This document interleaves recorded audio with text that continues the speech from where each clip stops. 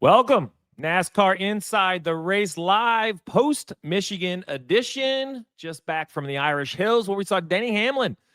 I was almost said dominate, but I don't think anyone dominated the race. It was Denny Hamlin. He went to victory lane for the 57th time. That's a big point of conversation. 5-7. Monster number for the driver of the 11, and he did it in a little bit of a signature Denny Hamlin veteran sort of way. I'm your host, Steve Letarte. Big day to talk about. A lot of things to talk about. We're going to talk some Hamlin. We're going to talk Bowman, who had one of the most vicious hits we've seen in quite some time. And really, we're going to talk about the mixed top 10, right? We had some great storylines inside the top 10, a lot to break down.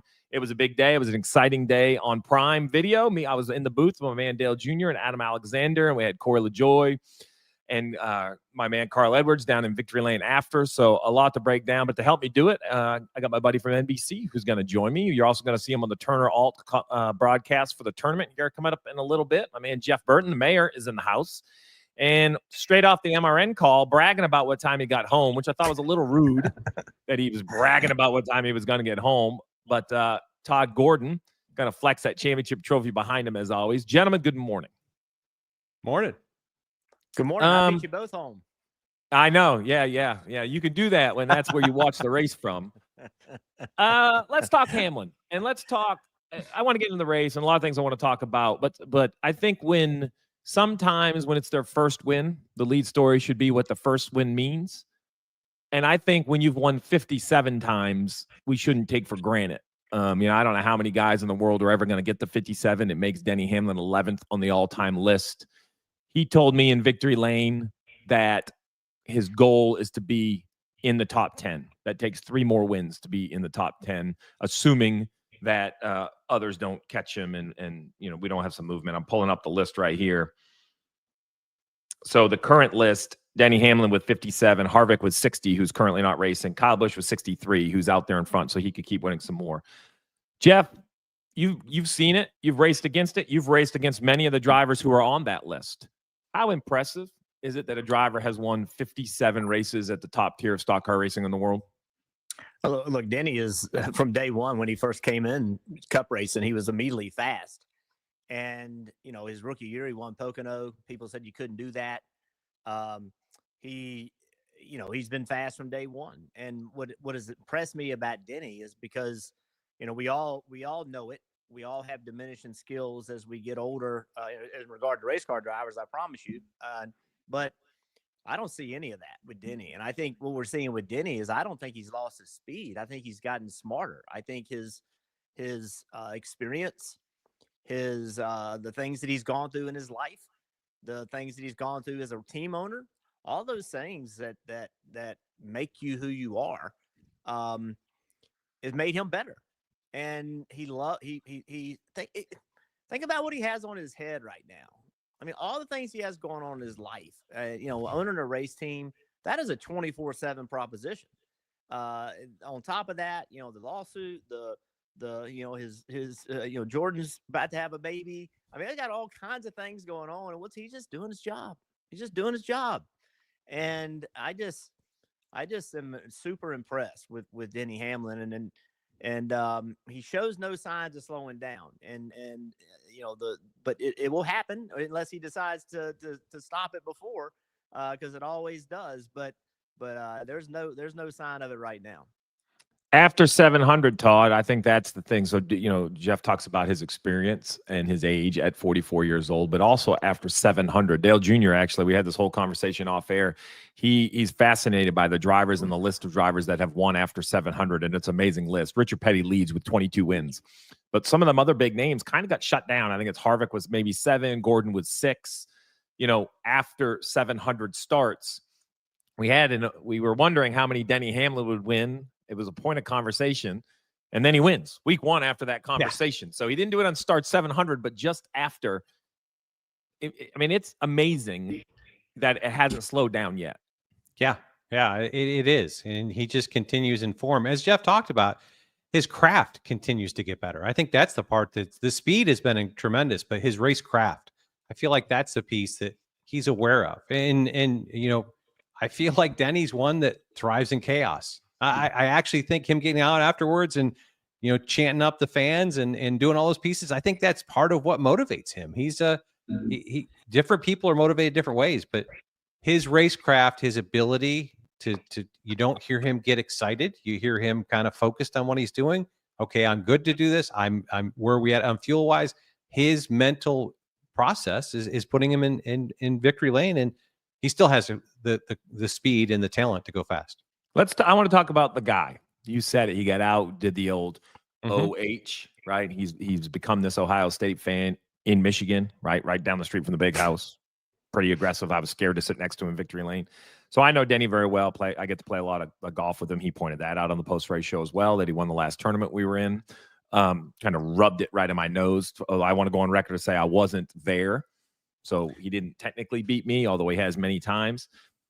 I think he's comfortable. I'm going to spin this all the way back around. We talk about Hocevar wrecking Stenhouse. It was a conversation all week long. And, well, how comfortable can he be and all of these things? Well, I think Hamlin is that beacon of comfort, being the protagonist, the antagonist, being the villain. I agree that he thrives in chaos, but he also, I think, thrives when he's not being cheered. I think boos push him more than cheers. I think some drivers needed to be loved in their careers, and they wanted to do it for their fan base. Dale Jr., I'll be the first, most popular guy. He loved that the fans cheered him on. He loves that support. He still does, right? Which is great. Not a negative. Denny loves the ones that hate him. I mean, it's true. He says it every different, and I have to think, I don't know Michael Jordan, but you watch the 30 on 30s, all the different things. They're like, man, don't talk junk to Michael.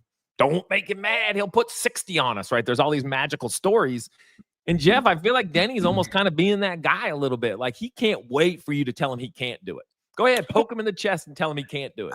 Well, I think that's the maturity that we talked about, right? So we all evolve, right? Everything evolves, everything changes. And I think that now that Denny is more confident, right? More comfortable in his own skin, I think that he's way more relaxed. When you're around Denny, he's just relaxed. He's so much more relaxed than he was 15 years ago and 10 years ago, and with more things going on in his life. And so that's just the evolution of Denny. And he now recognizes that, he's going to be himself. And the people that like that, they're going to like it. The people that don't, they're not. And he's okay with that. He's okay with, look, when we all play golf together, there's a lot of talking. There's a lot of things that you can't say in public that you will say to a guy when you're playing golf against him, right? There's some talking. And Denny wants to bring that to the racetrack. He wants to bring that to hey, let's do it. Let's go at it. And look, it turns some people off and some people like it. And that's the point. I think that's the point for Denny is we need personalities in this sport. We need it. We need people when somebody walks across the stage to get booed. We need them to get cheered. That passion about the drivers that's the most important part of our sport. I mean, it just is. You have to have an attachment. And so Denny, with his maturity, has decided this is who I am. This is who I like to be. I like this talk, and I'm going to do it. And I'm glad he's doing it. And because our fans, the more we can show the real personalities of our drivers, of our crew chiefs, of our car owners, the personalities of the sport, the more we can show them who they are, the more they're going to like it. And or not particularly like a driver, but it's going to just draw interest in the sport. But it takes maturity to do it. It's very difficult to be willing to ignore the talk, the negative talk, because people don't mind doing it. And it takes maturity and it takes confidence.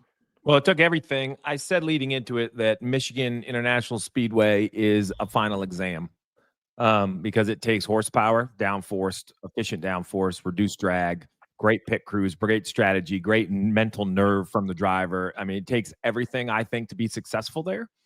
And it was all on display yesterday. And it ended up being a fuel mileage or fuel management race at the end. But the move of the day might go to a tire carrier who had his eyes open on Denny Hamlin's first pit stop. We were on the first stage green. We come down pit road. Waiting on gas was the call. Hamlin, who then said on the radio, totally on me, He leaves. Well, these gas cans do not unplug very cleanly when the car is moving laterally. You want to pull it straight out. So you see him start to leave. If this gas can stays plugged in when he's well over the line, it's a penalty. More importantly, it pops out. If the can goes over the line, it's a penalty. So, we coach for a lot of situations, Todd, but this is just game awareness right there. Look at this move right here. That looks like the best defensive move. Like we are running, we're a linebacker in the middle of the thing. Well, that is Dylan Dowell. I know you know Dylan, right? So that can had no chance. That can had no chance. Can had no chance. This guy's built like a boulder. I mean, he is tire carrier on the 11 team. And this is as, what does TSA say all the time? See something, say something. Well, this is kind of one of those, hey, man, just pay attention. When you're done with your job, look up, eyes up, A+. This is obviously well coached, but more than this. This is a game time move from a player, right? We picked on the 11 team when they didn't get it full at Charlotte.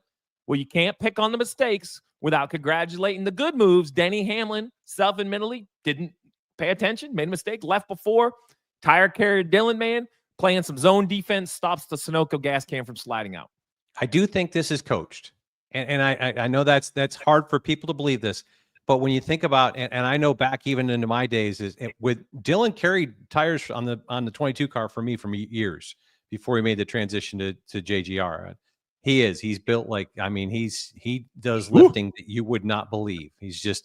They were doing like pull-ups and he asked when we needed to stop because he just run everybody under the table. But you coach this because we are so, and Steve, pit stops today and our strategies are fuel dependent. We're waiting on fuel. So when you're waiting on fuel and you've got that opportunity, we're coaching guys. If you're not part of the pit, once you're done with your part, we need somebody to be a blocker, somebody who can get that can if it has a problem. And this was a stop where they should have been waiting on fuel. So I think that keys it ahead of time. The guys are aware. We're going into that. We're going to waiting on fuel, which you put your biggest guy. A lot of guys, it's a jack man. Here with Dylan, it's probably the front carrier. So it puts him in place. And you can see once he hangs the tire, he kind of squares up like he's almost in pass defense at that point. He's got himself in position where he needs to be, watching what's going on, and was in place for the can. Great debate in the fan chat. I'm reading it. Now, be nice. I like a debate, but we want to be ugly, and I'm great with a debate. A lot of fans didn't like the fuel conversation at Michigan. I will say the ones that feel this is new, I actually just feel it's being displayed. Like people they've never run half throttle. I'm like, oh, nope, they have. We just never shown it on TV. You've been running half throttle at Michigan since as long as I've been going to Michigan. They were running half throttle at Michigan when it was Caleb Yarborough and Richard Petty and David Peart. Like when they say, gentlemen, start your engines, it becomes a fuel mileage race. That's basically how it works every single week. If you burn a fuel, it's a fuel mileage race. Yes. Michigan in general basically lends itself that way just because of the size of the track. I mean, we've seen some amazing fuel mileage finishes there. Some have not been amazing. Yesterday, what these teams are able to do, we only had a few run out of gas. Byron, I think, should have either won or run out of gas. He did what he should have done, which is lead until you run out of gas or just get past right before. Think of McDowell and a couple more. What their teams are doing with fuel efficiency is as good as I've ever seen, basically top to bottom.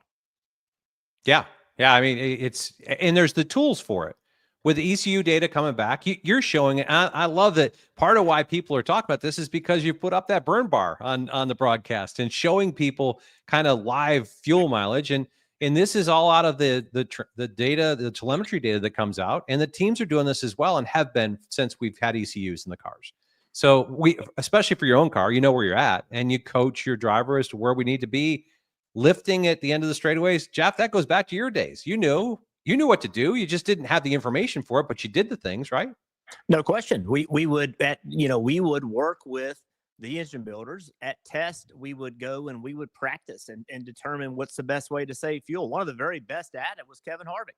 We would go to test. He'd spend an exorbitant amount of time figuring out how to make lap time burning the least amount of fuel.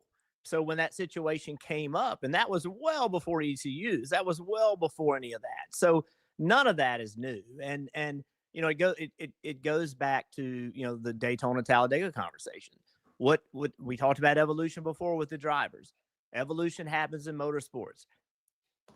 Now that the teams know that at Daytona and Talladega, I don't want to go backwards, but now that the teams know that they can get track position by saving fuel, they're going to do it. I don't care, fans, if it's a truck, if it's a Xfinity car, if it's a 24-hour Daytona car. I don't care what it is.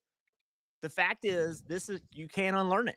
And if you need to find a way to get track position, that's another tool in your belt that you can use. In this situation in Michigan, this was the last time they put fuel in the car. It's a little bit of a gamble. And now they have to make a decision. Can I run this entire time wide open or not? And that's what it was. It wasn't anything other than a calculation and a time of when to put fuel in it. And now you have to deal with it. It's just that simple. And if you look at the stages, the way they're broken up, you don't see that happening. It's just the ill-timed left rear tire failure of Todd Gilliland. Yes. That happens 3 laps outside the window to finish the race. I mean, but that to me, that makes it great because you see everybody making different calls and plays from there. One more thing on that. And the way this happens, like, these races aren't always planned out. Like, in regard to the crew chief knows exactly what's going to happen. It doesn't work like that. In the situation where the crew members caught the fuel can, you said it, Todd, that was supposed to be a get it full stop. And Denny called an audible. He left, according to Chris Gale. Whether he meant to or not. Whether it was a decided audible or a oh crap audible, it was an audible. Yeah, and so now he's left. He has less fuel than the crew chief wanted him to have when he left. And now what does Chris do? He's got a different hand he's got to play. And that is what happens in today's racing. And by the way, that's what's happened in racing for forever. And telling the fans what is happening and how you win a race and lose a race is what the fans deserve. And that's what's happening. Yes, the fuel burn, the explanation of what's really happening here is what the fans deserve. And that's our job, right? And all three of us now in this part of our life, that's our job, is to tell the fans the truth about what's going on. And the Michigan yesterday's race, you guys did a great job of explaining who can go and who can't. And by the way, some teams are confused about whether they could go or not. It's complicated. It's difficult, but it's the fans deserve to know what's going on. Yeah, what's being referenced, basically Amazon's help. We've built like an AI miles per gallon tool. It basically takes the first stage to build what the miles per gallon is for that vehicle at that specific day. It's not quite as accurate as the teams because we don't have engine tune-up and some other things that go into it, but we don't need to be as accurate as the teams, to be honest. We're covering all 36 cars. What AI allows us to do is to cover it in the masses instead of focusing on 1 or 2 cars. We're going to circle back at Denny Hamlin. There's so many different guys I want to talk about that had good runs. Busher, Gibbs, Wallace, Larson, Chastain, Zane Smith, Kyle Busch, Priest, Keselowski were the top 10. But I'm going to spin from the positive to the negative. It has been a rough go, and it was as rough gets. When I think back to Michigan on a Monday or weeks from now, I'm going to remember Denny Hamlin. And unfortunately, I'm going to remember Alex Bowman. And I'm going to remember Alex Bowman for the wrong reasons, doing nothing wrong. Not running great. I guess that would be the one thing you're going to challenge, right? They start the race, totally miss it, fall to the back. They're trying to get it figured out. And on a restart, a little bit of freeness. I think it was like Cindric and Chastain get together and they clip Bowman. I think we have the shot. Do we have the replay of the wreck? I mean, this is Cindric got into the 41 of Cole Custer and ended up Custer. Watch this. Oh my! I'm going to tell you, we're going to keep showing it, but I don't want to see it anymore. I mean, the thing is one of the most vicious. We talk mid-corner speed. And it's all 4 tires off the ground. Like so hard, such a hard hit. Interviewed out of the care center, which is so good to see.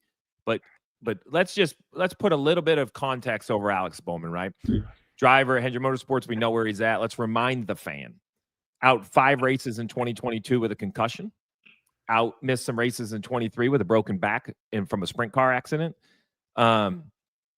I personally, my statement would be, I feel the transition through those injuries has changed the trajectory of his success. I thought he was a little faster before and some other things. I think that was recovering. He came back and won that race at Chicago last year, a monster win. But it has bad. We got his numbers. Right? Let's pop his numbers up. If you look at the last 9 races, it has been anything but smooth. There's some wrecks in here. There's some DNFs. There's a lot of stories more than just these. You see Kansas being the highlight as a 5th, Talladega as a 7th. Other than that, none of the others are inside the top 25. A bunch are outside the top 30. Those 7 involved in incidents, right? or DNFs, right? Yeah. What's it? Say that again. I said those 7 are involved in incidents or DNFs. Yeah. Seems so I want to get to the competition first, but let's talk about the guy, Jeff.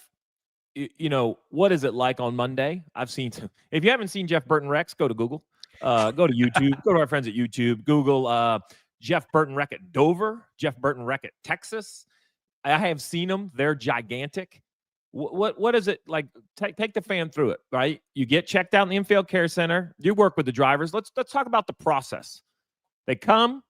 Thankfully, he got out on his own power, got in the infield care, got in the ambulance, goes to the infield care center. Then, without the super, not to break anything we shouldn't, but just let the fan understand how it works for someone like Bowman who just went through such a huge accident. Yeah, well, when it first happens, you're doing your own analysis, right?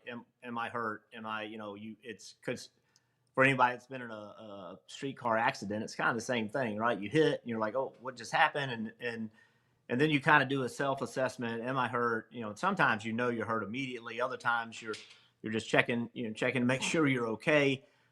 Pretty quickly, especially in today's world, they get you in the infield care center. But before you get to the infield care center, there is medical care on the racetrack, talking to you, trying to figure out where you are before you get to the infield care center. That happens all the way with transportation. Once you get there, then there's another doctor, and there's some tests in regard to concussions. There's some tests that you do. They check you out, and then from there, it just depends on if you have an injury, if you're hurt, what's going on. And then the Monday, typically on Sunday evenings, you can start, if you need to see a doctor. We have a pretty good network, and that process starts on Sunday night, so you can get in first thing Monday morning, because time is always of the essence.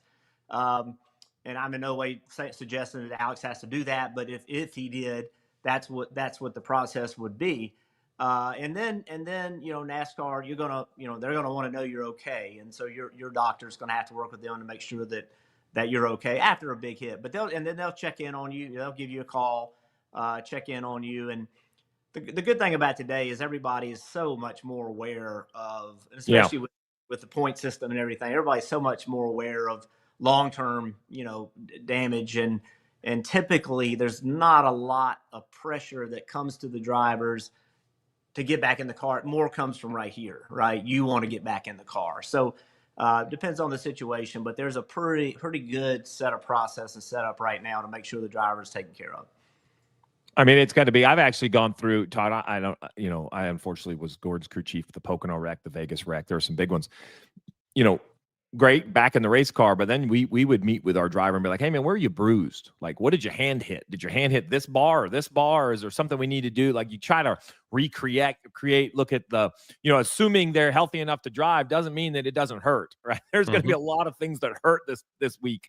So what is that? And can we continue to look at those things and improve them? I mean, this is one of those that I'll admit, when they showed the replay, we were down on the post-race stage. Carl, Corey, and Dale all closed their eyes. They were like, oh, man, I don't want to see this, right? It brought back some memories of big shots they took in their careers. Yeah, it's tough. And you look at that, I asked the question just like right off the bat was, did we just watch him get out? Like, he got out on his own, right? That's just the first piece. But then, Jeff, they go to the infield care center. There is a concussion protocol and testing that they kind of go through before they're kind of let back out of there as well, right? Yeah, that's right. There's a designated test that we actually do some baseline stuff prior to the year starting, and then you do stuff in those incidences, and that's come a long way. That's unfortunately, it's still not an exact science. It's not for every sport, right? This isn't a NASCAR thing. Yeah, exactly. This is from high school sports to professional sports across the globe, right? This is something that we all try to continue to get smarter at. Yeah, it's just not an exact science, and so really, to be honest, the athlete has to listen to his body, because unless you are concussed to the point where you can't fake it, it's Right. really easy to say, I'm fine. Nothing hurts, and trust me, I've done it a lot, I'm fine. Everything's good. And I go home and I'm like, oh, killing them hurt, and then I go, then I would go deal with that. But it's a little more open today. But I think one thing that this process reminds us of, this is a high impact sport, and we hear about in football, basketball, other sports, players get nicked up and they're playing. Nobody's really healthy. Everybody has some kind of injury throughout the year.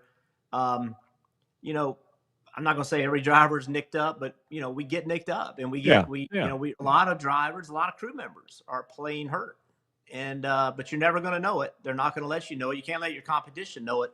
But to think, this is a dangerous sport that's been made safer, but it's still dangerous. There's one here in the chat I want to answer real quick, Jeff. Do they have instruments to show impacts of the crash? They do. So there's multiple things. There is, I'm going to call it a black box. Basically, there are sensors within the car that will tell you all the loads the car took.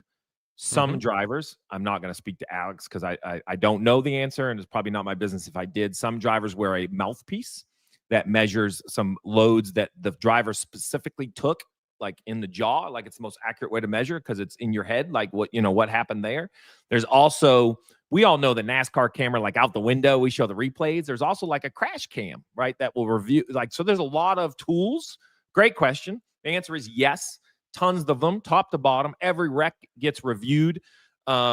Some of the more serious accidents get reviewed and shared, right? Shared with drivers, shared with teams. It's an industry-wide thing. So that's the wreck. Now let's spin it forward because this is sports, and I'm sorry, it's unfair, man. When you're a professional athlete, you get measured and judged as a professional athlete. So we hope Alex is back. I hope he's 100%. I hope he's in the car. I hope he's driving at Michigan. And I would love to see the guy win because it has been a massive summer slump for the 48, hemorrhaging points. And that's the other story of Michigan. We talked about the wreck because the human that rode in it hit going 180 miles an hour. But the result is, whether it was a big hit or a little hit, really slumping in the finishes for this 48. Is the road course stretch the answer? That's the question I have for the panel here. Like he won at Chicago. When you look at the road course racers, do you look for a change of venue if you're the 48, going to the road course to try to gobble up some points? Like, what's the pathway for the 48? I think if I'm Blake Harris, that's the piece that I'm selling everybody on through this slump is, hey, we've had troubles, but we're going to places that we've been successful. You think about it, and I know Alex is almost quietly a road course guy. You know, he won it. He won at Chicago last year, but if you look, he's in the hunt at COTA like year after year after year. He's a pretty darn good little road racer. And you look at the summer swing we've got 4 of them coming up. You've got obviously Mexico City this weekend. We'll see where that plays out for him. Then you've got Chicago Street Course and Sonoma back to back, and Watkins Glen back in the regular season. So I think you have to keep that. I mean, as a crew chief, you've got to kind of keep that in the forefront of your team to give them hope, to give them kind of inspiration, to not let people get down the dumps over what the last 9 races have brought for you, and to keep looking forward. Here's what I'm selling. If I'm an Alex Bowman fan, if I'm Alex Bowman's crew chief, we are still 15th in points. We just played the worst quarter of basketball we could play. We couldn't play any worse. We are still 15th in points. We have gained the 10th most amount of stage points. I love it. So at our worst or at our worst luck, we're still in the game. Yes. And that's what you're selling. If you hadn't done all those things, then you're just bad. But they're not. They're not bad. They're not a bad race team. He's not a bad race car driver. They're very good at what they do. What's the shirt? All Alex does is win, right? And so, like, let's go. Like, let's turn it around. You can't have a great comeback if you're not first behind. And we have shown we can do it. And so, I believe that about them. I believe it. The numbers don't lie. I like it. Look, I like Alex Bowman. I like Blake Harris. Here's the thing. I just love good competition, right? It's not that I really care who wins or who runs good or who runs bad. I just like to see humans perform. I like to see them backed into a corner and fight their way out. That is sports. Speaking of fighting their way out, let's cover it. Let's talk about all the different drivers. We're going to fire through a bunch of them here because I think there's so many that needs to be talked about. Second place finisher, Chris Buescher. Todd, I know you got this guy circled. You loved his speed. I did. I looked at him in practice and really felt like he was one to watch. And really, you look at this race. I mean, he drove his way, ended up second. I really feel like that, we would talk at times about how the race was won, how the race was lost. He didn't clear the 38, lap 165. I mean, you go back to this, he's racing, trying to get by him and working him. And he ends up getting to a point, thinks he has him cleared, and he doesn't. He doesn't quite get it. He's got a lift. And that's at the point where Denny Hamlin and Ty Gibbs got by him. And he kind of had to battle his way back from that.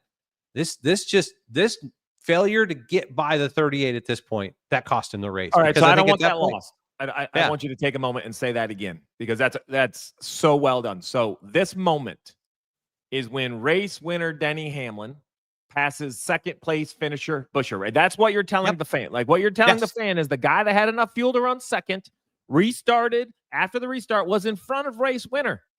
And what could have been and ended up being one of the passes for the lead, because there was many, that is him trying to pass the 38. I think that gets lost in the great racing that was all over the track. Yeah, and sometimes we don't get to show all the pieces, but definitely I felt like that was a situation. Chris Buescher was able to wrap the bottom. He just really struggled equal power plants with another Ford car and just couldn't quite clear him. And that caused a checkup and put him in a position. That's where Ty Gibbs and eventually race winner Denny Hamlin roll by the 17. And that's what separates the first and second place finishers. I think that's an outstanding observation. Let's talk Ty Gibbs. Frustrated after the race. I don't know how to take that. I like frustration when you're not winning, but I feel like I need a little glass half full out of the young man. Like he's got a lot going, got a lot of talent, good day. I like that he's like, well, how did my teammate have enough fuel and I not have enough fuel? Like, I get the argument. I get the conversation. Should Ty Gibbs feel good about a third, Jeff? That's my question. Yes, for sure. 100% should feel good about a third. And I'm with you. I like the fact that that's not good enough. He wants to do more. That's all good stuff. And I think when he gets back to the shop today or even last night on the airplane, there'll be a conversation about fuel. I know Todd probably, you guys probably haven't thought about that, but yes, like this is hard. Cup racing is so difficult, and you're not just going to pop. Most people, it happens occasionally, every now and then. You're not going to pop in the series and be successful right off the bat. You're going to have to get there, and Ty Gibbs is getting there. He, a lot like Alex Bowman, has had so many things happen to him. Think about the parts and pieces they broke at the end of last year. They had all kinds of things happen for them. Then their pace got off a little bit, but now that pace is starting to come back. And so if you're around Ty Gibbs, man, you're like, look, we just finished third. We had pace. We know we got to get better. Let's just keep working, because I believe Ty Gibbs is going to be just fine. Bubba Wallace finished fourth, third top five finish of 2025, second at Michigan. I think this is one of those kind of forgettable days that shouldn't be forgotten, right? That's a great day. It's a decent points day. He ran inside the top 10, barely 8th and 7th in the two stages, ran 4th, scored a bunch of points. This is a guy that every summer it seems like he is in the frying pan to make the playoffs. I mean, for a guy who's very vocal about his mental preparation and trying to stay positive, and I love that he's willing to pound that drum for those that he has a huge microphone. He's willing to pound that drum, and if you hate him, that's fine. But I'm telling you, for an athlete to admit vulnerability, especially when it comes to his confidence and things like that, I applaud him. Well, you know what? This run at Michigan is one of many runs that hopefully will take him out of the frying pan in the middle of the summer when it comes to trying to make the playoffs. We've been there, Todd, right? That pressure is no fun, right? Like you want to enjoy August. You don't want to start counting every point. Yes, definitely. And Bubba has in the past has been right in that conversation and had years that they've excelled their way through it. I felt like they've been through that. Bubba's matured this year.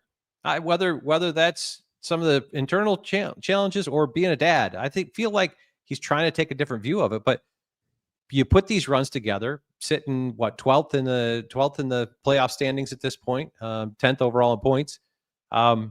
I think, these are the types of days that they're kind of quiet, but they're building momentum coming forward. Jeff, we have a bunch of guys here: Larson, Chastain, Zane Smith, Kyle Busch, Ryan Preece, RFK. I mean, they had what? They have 2nd, 9th, and 10th. I had RFK. I circled. I thought the stars were going to align, and it was going to be Brad K's day before the race. I just think, hey, why not be that first Michigan-born guy? Where are we at on RFK? Like, in my mind, the 6's year has been awful. He's in a must-win situation. I think the 17 has been kind of what I've expected. Speed at times, I really can't wait to see him at the road courses. Ever since he just took it away from SVG at Watkins Glen last year, he's like turned into this, road course slayer. Like, he's the guy. I can't wait to see how he shows up. But Ryan Preece has been a little bit of a quiet success for me. Like, I think he's a little off some people's radar, but adding a third car can be one of the most difficult things because everything gets to be, more complicated with multiple cars. Yet, I would give Ryan Preece perhaps the best grade because it's the new car out of the RFK camp. Yeah, they are definitely continuing to build in the right direction. And whenever you look at a race team, you got to look at where they are in regard to themselves. And if you look at where RFK was 5 years ago versus where they are today, they are certainly moving in the right direction. And I don't see that stopping. I think that that is a team that is building. They're making investment. They're doing the things they need to do to be successful. And look, a lot of Brad stuff it's been wrong place, wrong time. They've had good speed. They have a lot to be proud of. Two guys I want to add to this list. Please. Zane Smith. I mean, Zane Smith has become the consistent. To me, he is right now at front row. He's the guy that is delivering on a weekly basis. Like, we see him, the other two cars, we see them at the front, but we see Zane more often at the front. Zane's done a really good job, in my opinion, at front row. And then if you look at what Legacy has done in the last 5, 6, 7 races, that looks like a different race team. That looks like a completely different race team. And if you look at what Eric Jones over the last 5 races, he's top 10 in points earned in the last 5 races. That's close to that. And that's a massive improvement what they've been able to do. So I'm really impressed with them because you guys know, you've all been there. Turning race teams around is a very, very difficult thing to do. And they are trending in the right direction as well. And I want to give Legacy a little bit more love because I think it's very justified. What you're talking about there. They made the transition to Toyota, but they're not on the JGR support program. So they are not what the other 2 Toyota teams were. So they don't have all the tools and the databases of JGR. They kind of made this transition last year. They've hired people, they've brought people in, and you're seeing that come back and pay. And to your point, I mean, John Hunter's been good most of the season. I think beyond the coverage, he's kicked beyond the coverage I thought he was capable of. Kudos to them. But Eric Jones is definitely it's starting to show. 11th place finish this weekend. Yeah, no, I do. I like that. Out of Eric Jones for sure. 2 drivers, 28th and 29th. The record won't tell the story. Let's tell the story. William Byron won the 500. Dominated Darlington. Lost it in some strategy late. Green flag cycle got him. Dominated Charlotte. Was beaten. I'm not going to blame the 24. You can look at the 24 not stand up at the track, and you can try to blame the 24. I'm not. I'm going to give credit to the one of Ross Chastain. They were beaten. Chastain ran them down from like 7 seconds back. So I'm going to give the Watermelon Man the credit for winning the 600, not Byron's for losing. But the fact is, 2 dominant performances, no trophies. This one, not as dominant, but in the mix, in the conversation, in position, once again fell short. I love the radio. Rudy Fugle, I thought was, hey, man, go as fast as you can and save as much as you can and don't lose the lead. And those are nearly impossible to do. I didn't think it was going to be possible, but I love that they were willing to run out of gas. That was I think Fugle knew. I think Rudy could have coached him to a 7th place finish with enough gas. But the win at the Daytona 500 and this point system says that doesn't matter as much as rolling the dice. And here's why. Let me explain to the fan. I don't think he knew he was going to save 3 extra. He was like he knew he was going to be a lap or 2 short. But if you get a yellow as the leader and you shut that car off and you coast 2 or 3 laps, now you're making it and you still have control of the race. I mean, that was the strategy call for the 24. He just came dry and had to pit coming to 1 to go. Yeah, you look at a caution, a typical 5-lap caution probably buys you 3 laps. Look at this line graph right here, Todd. Is this thing impressive? Yeah, was that the fastest lap too that just popped up? I could check that off. Was that Byron? Oh yeah, right there. Lap 154. So he also got that point as well. So you look at it, you can't call a race from the lead. And now if William Byron's running 3rd, Rudy calls this race differently. But when you've got the win in front of you, you can't give that up. You've got to take the gamble. And you know, this team has had speed every week. It seems like they're always in the mix. It's just, and it shows. Overall, they're number 1 on speed for the year because they are there. They've done a great job of consistently being a top 5 car. The only green flag lap run outside the top 10, I think was the last lap. The lap 199 at 200. The only 2 laps run outside the top 10. It's not what you want, but we all know the reason why. All right, let's talk about, the lightning rod of the series at the moment, Carson Hocevar. A lot of conversation about Stenhouse. This is what I saw. Pedal down again. I'm going to tell you, dang fast. Won at Berlin in the late model. Stood next to, I don't know if this was by design or not. We popped Ricky Stenhouse on camera at the pre-race stage, and who slides into the camera? But Hocevar. And I'm like, man, I don't know if this is planned, but this is A+. It's A+ entertainment. Behind the wheel, he's rolling. They said they were way short on fuel, so I don't think it mattered. He ended up having a flat tire, a flat left rear tire, which we have seen some of those. I don't think that's going away anytime soon with this rear tire thing. So I think it's a ridiculous question to ask if he's the real deal. I mean, we all agree, right? Real deal. You're not this fast without it. Yeah, real deal for sure.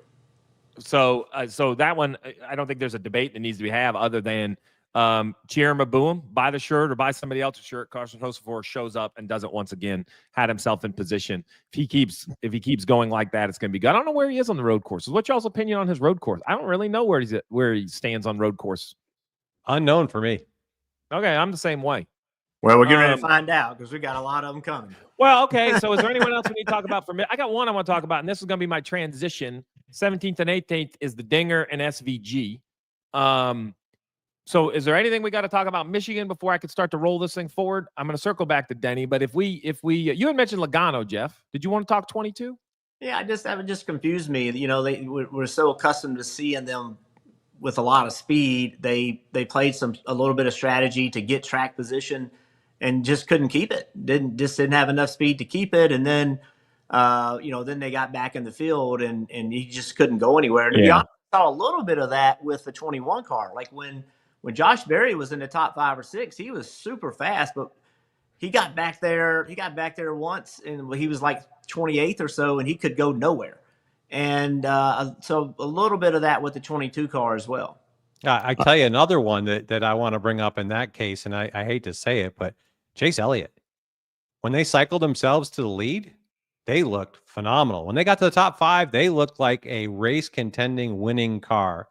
And when that pit cycle happened and they stayed out at 68 that everybody else didn't, and they lost their track position, they just became that was kryptonite for them. They just became average and ended up with a 15th place finish. Yeah, he just never could really figure out where it was going to go from there. So hey, see, let's talk about that for just a minute because we hear drivers, even drivers that finish well, say you can't pass with this car, right? But we see people pass, and but I think what happens is the more compromised your car is, the harder it is to pass, right? So if your car is a little bit tighter than the next guy, and that way when you get behind other cars, and your car becomes more tighter than other people. And so, having a fast race car and a car that is as balanced as it could possibly be is a lot to do with if you can pass or not. And clean air does clean things up and makes things better in every series. But you see really good cars. We just talked about several of them, really good cars. When they would get back there, they just would get stuck, where we see other people could get through a little bit better. And, I think it's magnified with this car for sure, but it's not something we haven't seen before. That, we've seen yeah, some. I'm gonna get on my soapbox for a minute. I set him up. Mid pack doesn't work in any series. I just don't care. I don't care if you're running IndyCar in the Indy 500, IndyCar to road course. I don't care if you're running a Formula One race. I don't care if you love dirt. You love dirt racing. Okay, give me the average finisher for the Knoxville Nationals. Let me know where he started. Like, when's the last time the guy started 19th and ran around the cushion all day or ran around the bottom all day and drove his way to first? Like, it doesn't happen. Like, this isn't a NASCAR thing or a car thing. This is a competition thing. This is top to bottom in professional motorsports. Everyone is really damn good. Really good. So you can't find a big enough advantage with just the car or just the pit crew or just the strategy or just anything to win. It's not going to take just anything. That's the damn world we live in.